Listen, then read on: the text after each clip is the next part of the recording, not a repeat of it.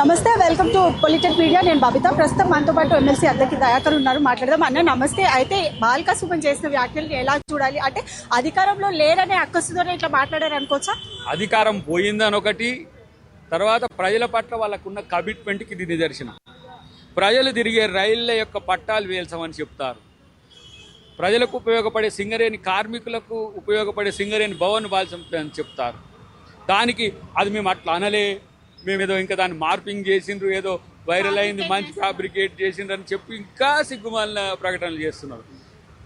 రెండోది, అన్నిటికంటే ముఖ్యంగా బీఆర్ఎస్ పార్టీ మైండ్ సెట్ దీంతో మనకు అర్థమవుతున్నది. ఏమని, వాళ్ళు ఏమైనా చేసి సరే ప్రభుత్వాన్ని గందరగోళంలోకి నెట్టాలని. కానీ గందరగోళ పడటానికి ఇక్కడ ఎవరు లేరు, వాళ్ళే గందరగోళ పడుతున్నారు.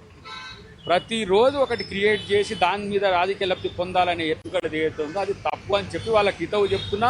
మీ పార్టీ ఇట్లాంటి యాంటీ సోషల్ ఎలిమెంట్స్తో నిండుబడి ఉంటే మీ పరిస్థితి ఏంటనేది కూడా పునరాలోచించుకోమని చెప్పి. అంటే ఒక పార్టీ క్యాడర్ లో ఉన్న వ్యక్తి మాట్లాడుతుంటే ఆ పార్టీ పెద్దలు కావచ్చు, అంటే కేటీఆర్ కావచ్చు, కేసీఆర్ కావచ్చు, వాళ్ళకి తెలియకుండానే బాల్క సుమన్ ఇలా మాట్లాడి ఉంటారు అనుకోవచ్చా? వాళ్ళు చెప్పకపోతే ఎందుకు మాట్లాడతారు?